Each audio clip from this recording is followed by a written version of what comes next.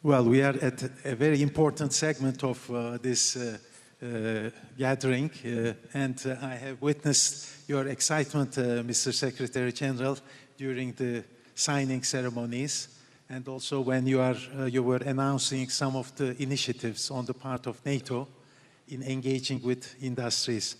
It is now your time as two leaders of both NATO and the European Union to have a conversation. And it was gratifying for me to see both leaders co-authoring an article for The Economist, enumerating some of the ideas that you share.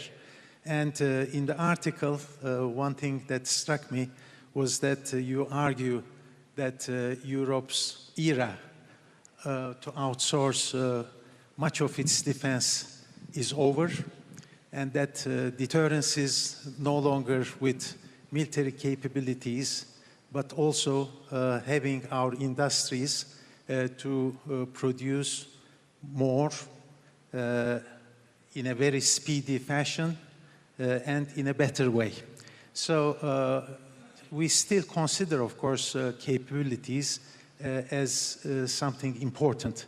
Nevertheless, you may perhaps both discuss a bit on the industrial capacity, innovation ecosystem, and most important, resilience, which has become a currency of security in our time. So perhaps, President von der Leyen, if you can start how you see the new environment in which defense industry has become so important for all of us, both NATO and the European Union. Thank you so much for having us here. This is a great opportunity indeed to show how closely we are working together, the European Union and NATO. Actually, I was just thinking today, one of the reasons is, my dear friend Mark, because we have both experiences on both sides. You were for 14 or 16 years, 14 years Prime Minister, so he was in the European Council. And I was for 5 years Defense Minister, so I was sitting in NATO. Now it's the other way around, and therefore we know both how important a close cooperation between the European Union and NATO is. Second, I just listened to the panel before us, and it's very clear, all member states of the European Union and allies have one single set of forces. So they assign this single set of forces either to NATO missions or to EU missions, UN missions, or coalition of the willing. But to make this possible, what we need is interoperability. And of course, in this geostrategic and geopolitical environment, we need a massive surge in defense investment. And here the European Union is indeed massively stepping up. We have our Rearm Europe program, which mobilizes up to 800 billion euros till 2030. In this program is save 150 billion euros for joint procurement. And not to forget, the next long-term budget will have 131 billion euros for military capabilities, plus 17 billion euros for military mobility, which is also of utmost importance: streets, bridges, ports, airports, etc. The infrastructure also has to be here on the European side. And on SAFE is for us very important, as I said, the joint procurement.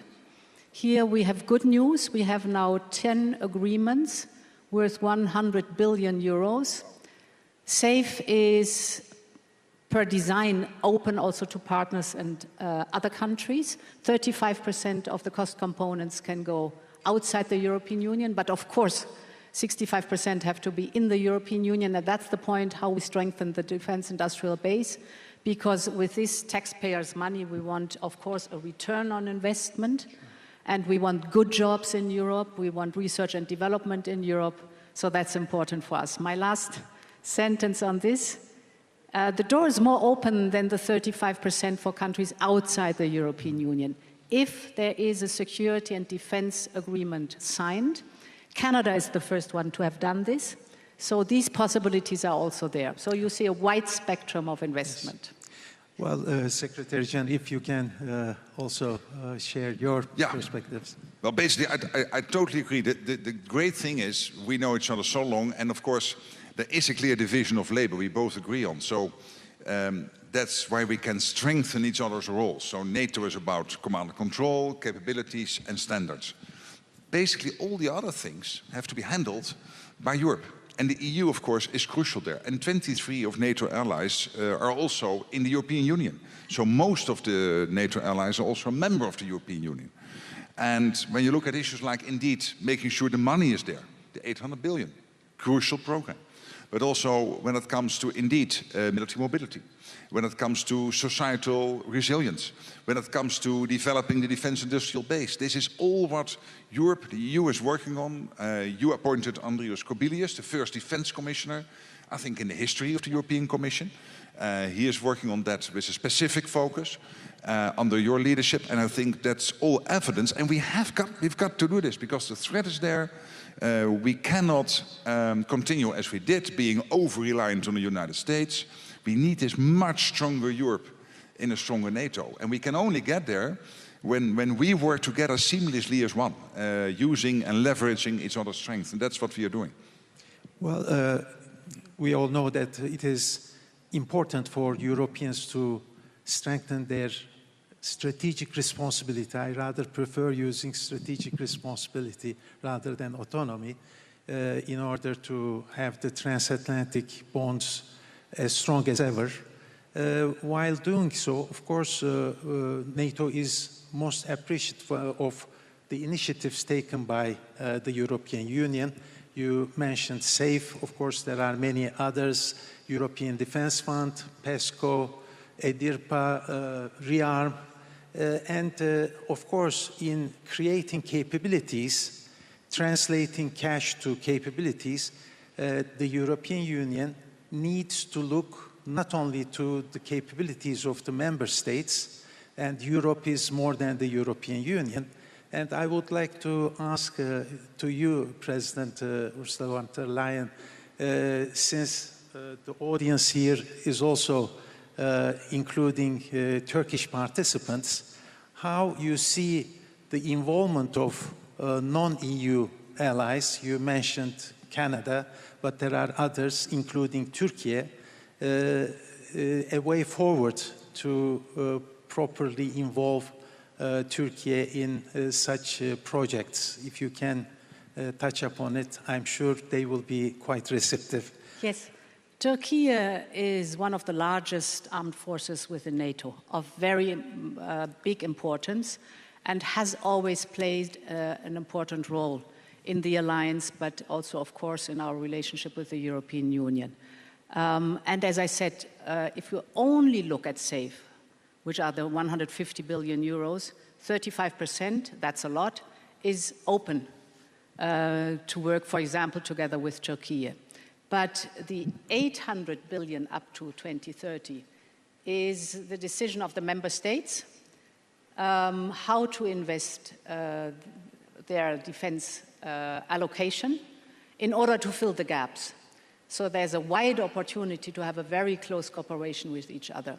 For us, it's very important to be totally aligned with the NATO targets because, as I said, the one single set of forces, we know where the gaps are, and we have to work very closely together. So, for example, the NDPP, the NATO defense planning process, is for us very important so that we fill the gaps in a cost-efficient manner. But I want to add another point. We also want to work very closely with Ukraine. The panel before us described the phenomenal, innovative power that Ukraine has. And this we have to use because we have to step up in our defense capabilities fast, at a reasonable cost, and smart. And Ukraine has proven all this in the last years under the pressure of the war. This is the reason why the European Union, for the first time, opened an innovation office in Kyiv to have the direct contact with the Kyiv industrial base. Secondly, we are encouraging our companies to go into joint venture with Ukrainian companies.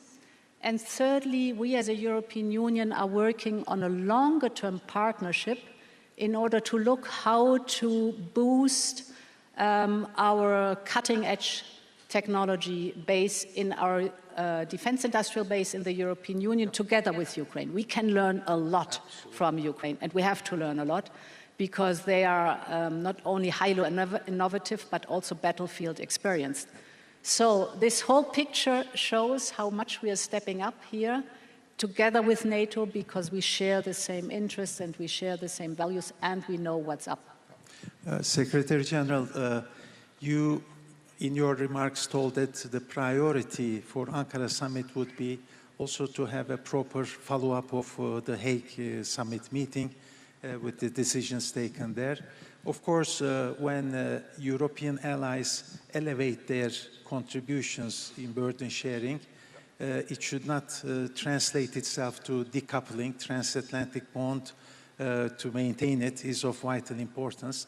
But talking about the defense industrial capacity, there are few earlier initiatives like Diana Innovation Fund, but you also today touched upon some new ones.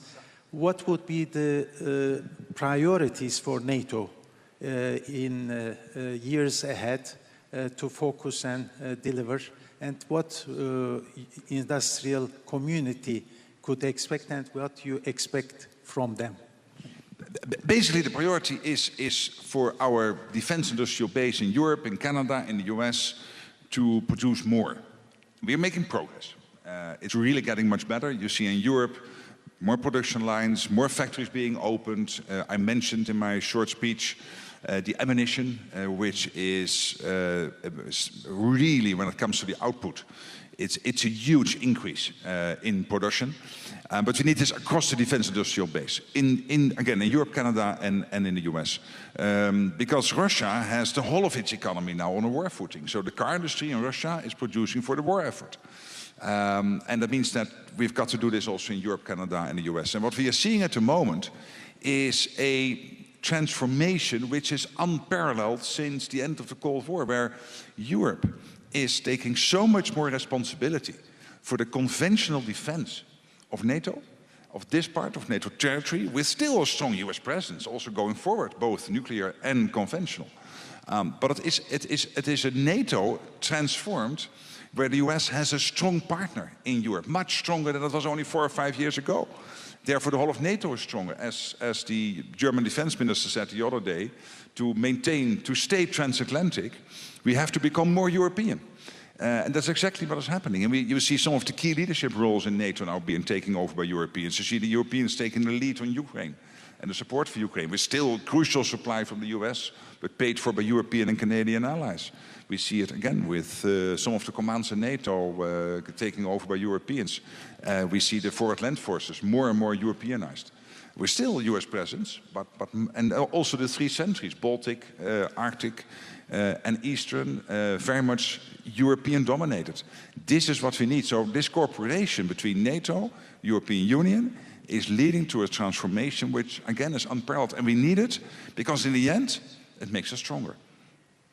Well, there is a geopolitical transformation in general with its rupture, unfortunate rupture, and certainly it is necessary to also have a transformation of mindset. And it requires perhaps, as many have touched upon already, not to see governments as the only stakeholder, but it should be a combination of contributions from others, including industry. So we used to talk more about whole of government approach. Perhaps on resilience, you may talk a bit about a whole of society approach. Perhaps we may start with you. Yeah, the whole of society approach is very important because we do not only see the conventional or let's say the military threat out there, but the whole hybrid attacks that we are suffering from are targeting towards the society. For example, if you take foreign interference and manipulation of information, internet-based, this is a big issue which is targeting the society's vulnerability, and where you have to build resilience. And this is something which we are working intensively on too, to set the record straight, to convince with facts and figures, to be clear in all these debates, internet-based, what the truth is and what the right facts and figures are. And you can win these battles. We've seen this in different scenarios that you can really convince people. If you look at the Eurobarometer, measuring opinions of people, they say very clearly that one of their top worries is security and resilience. So the Europeans have understood how important it is to defend our democracy, to defend our values, to stand up for freedom and for peace. So this approach of whole of society is the precondition to be successful. Secretary I completely agree. And let me just give one example, Turkey, how you have organized your defense industry with the Turkish Defense Industry Secretariat directly reporting into the President. You have about 3,000 defense industrial companies working closely together, small, medium-sized, the bigger ones, basically exporting all over NATO territory and of course producing for Turkey itself and also exporting outside NATO. I think that's a model which is very interesting, and I know that some other allies are studying it to see whether they could implement it in their country. So it's just one example of a whole society approach when it comes to defense industry. And more generally, it is indeed, as Ursula is saying, it is the realization Europeans have that the first task of government is to keep our country safe. The second task is to have a strong economy. And you need both to deter the Russians. We need strong economies, healthy finances, connected to strong economies, but first of all, we have to defend ourselves. It's the first task of every government. And the threat is there. Russia working with North Korea, Iran and China. Let's not be naive. So this forum, in fact, is a showcase of this interaction, strong interaction between governments and industry. I see the clock. It seems that we have come to the end of this important conversation. And once again, thank you for sharing your views. And it's always a pleasure to see both of you. Thank you.